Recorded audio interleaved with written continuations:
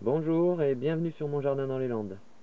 Aujourd'hui nous allons voir comment semer du basilic. Alors pour semer du basilic c'est pas compliqué, il faut un récipient. Moi je vais faire sur des petites alvéoles comme ça. Voilà, et je vais essayer de mettre ça dans un petit récipient comme ça, dans lequel il y avait des tomates cerises cet été. Je l'ai récupéré et puis j'ai fait des trous dessous. Il y a un petit couvercle et je pense que en mettant ça comme ça, je peux permettre un maintien de l'humidité pour les graines, de façon à ce qu'elles germent rapidement, bien entendu, toujours comme d'habitude. Et puis après, quand elles germeront, j'enlèverai mon couvercle et j'aurai un récipient pour cultiver mes pieds de basilic que je pourrais mettre sur un rebord de fenêtre, par exemple. Voilà.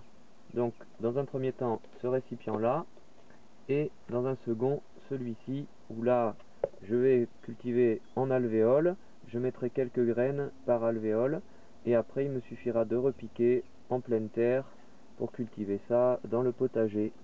Du terreau, une fois de plus, des graines, un récipient, et on mettra une étiquette à la fin pour identifier notre culture. Le terreau, toujours du terreau potager, donc constitué de tourbe, fibres de bois, écorce de pin compostée, du compost tout simplement. Il y a un petit peu de sable et un peu d'engrais. Donc ce terreau est grossier, je m'en sers pour mettre au fond. Vous voyez, on voit de grosses particules ici. C'est intéressant pour le drainage. Surtout, on ne les enlève pas. On fait une première couche au fond qui sera une couche plutôt drainante. Et donc on remplit. Là, je vais remplir à peu près la moitié de mes alvéoles.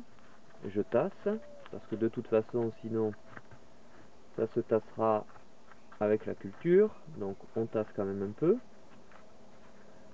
Voilà, j'arrase un peu. J'ai même mis plus que la moitié, je mets les 2/3. Et je finis avec une couche de terreau fin. Alors là, je l'ai tamisé auparavant. Donc on sait un terreau plus fin, hein, tamisé bien entendu, parce qu'il faut avoir un petit lit de semences fin pour que les graines puissent bien se tenir et que ça ne les empêche pas de germer, ça n'empêche pas aux germes de s'enfoncer dans le sol.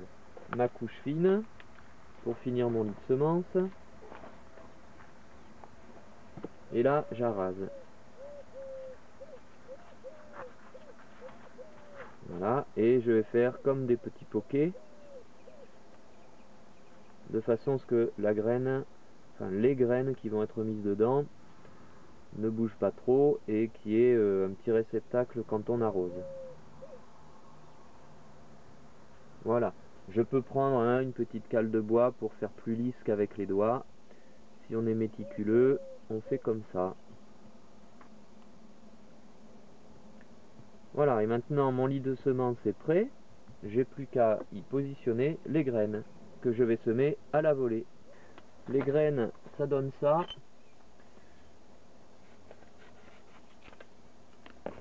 Voilà, on a ça dans un sachet. Il est fermé de façon étanche et on en a un deuxième sachet. C'est hermétique tout ça. Et là, je vais découvrir mes graines. C'est de la petite graine, la graine de basilic. Vous voyez, on la voit ici au travers de l'emballage. C'est relativement fin. Ce sont des graines noires. Et là, pour semer, je fais un petit pli et je vais semer à la volée, comme ça. Alors, noir sur noir, on va pas voir grand chose. Voilà, ça serait parti comme ça. On essaie d'avoir une faible densité. De toute façon, je pense qu'on n'aura pas 100% de germination. On a une faible densité qu'on essaie de répartir. Et mes graines sont positionnées sur mon terreau. Alors vous voyez, il faut s'appliquer parce qu'on voit pas grand chose quand même. Ça c'est fait. Et je vais recouvrir très légèrement de terreau fin. Je pourrais les laisser comme ça, étant donné que c'est de la graine relativement fine, mais je vais recouvrir légèrement. Le fait de recouvrir va plaquer la graine, bien entendu, et permettre d'avoir de l'humidité tout autour de la graine pour qu'elle germe plus rapidement. Alors mon terreau fin, soit je mets mon tamis dessus et je le disperse comme ça, soit là je vais le faire à la main comme ça. C'est vraiment léger. Et pour terminer, voilà, Et pour terminer, je vais utiliser une petite cale en bois comme ça pour tasser. Voilà, on tasse, alors on n'appuie pas comme des malades, on tasse simplement. Là, ce qui peut se passer, c'est que mon terreau étant humide, de la terre et de la graine, et des graines se collent ici. Comme c'est tout la même chose que je sème, si ça s'est collé là, je peux le remettre ici, il n'y a pas de souci. Hein, voilà. Il faut veiller par contre, quand on fait plusieurs types de semis, à ne pas disperser les graines partout. Mes basiliques sont semés, mes graines de basilic sont semées. Il ne me reste plus qu'à les mettre au chaud, température 18-20 degrés pour que ça germe rapidement. Je peux aussi recouvrir tout ça d'une plaque translucide, en verre par exemple, et je vais attendre que ça germe. Quand ça aura germé, je les ressors à l'extérieur. On est quand même maintenant le 5 mars. En tout cas chez nous, les températures commencent à grimper, on n'a plus trop de gel. Moi, ça ira dans la serre, en culture, ça c'est pour avoir un maximum de lumière et éviter ainsi que ça s'étiole. Voilà, c'est semé pour cette plaque là. L'autre contenant que j'avais préparé, alors il est haut, hein, c'est surprenant pour un semis, mais moi l'idée c'est que ce soit semé là-dedans et que ça pousse là-dedans. Je vais le cultiver, je vais faire la culture entière là-dedans. C'est un essai, je verrai bien. Ça peut être intéressant quand on n'a pas de jardin par exemple, d'avoir ça sur un rebord de fenêtre. Et puis quand on a besoin de feuilles de basilic, on se sert directement. Voilà, donc c'est un essai que je fais. Là je vais mettre mes graines. Voilà, donc mon lit de semences est prêt. Je sème à la volée là encore. Je peux mettre plusieurs graines. Et ce qu'il faut savoir, c'est que quand on achète un pied de basilic dans le commerce, on parle d'un pied de basilic, mais souvent c'est cultivé dans un pot comme ça aussi, et il y a bien sûr plusieurs plants qui sont mis. Hein, il y a plusieurs pieds qui sont mis, et c'est pour ça que je vais faire comme ça pour mettre mes plants au jardin. Après je pourrais éventuellement diviser, hein, séparer, mais je ne vais pas les repiquer comme on pourrait faire pour la tomate, la salade, etc. Voilà, donc c'est semé, je recouvre de terreau et je tasse, là encore. Voilà, l'important c'est qu'on ait des graines partout, que ce soit tassé, et après il suffira d'arroser, humidifier, et là je mettrai ma petite cloche sur le dessus. Voilà ce que ça donnera, hein, tout simplement. C'est un essai, on verra bien.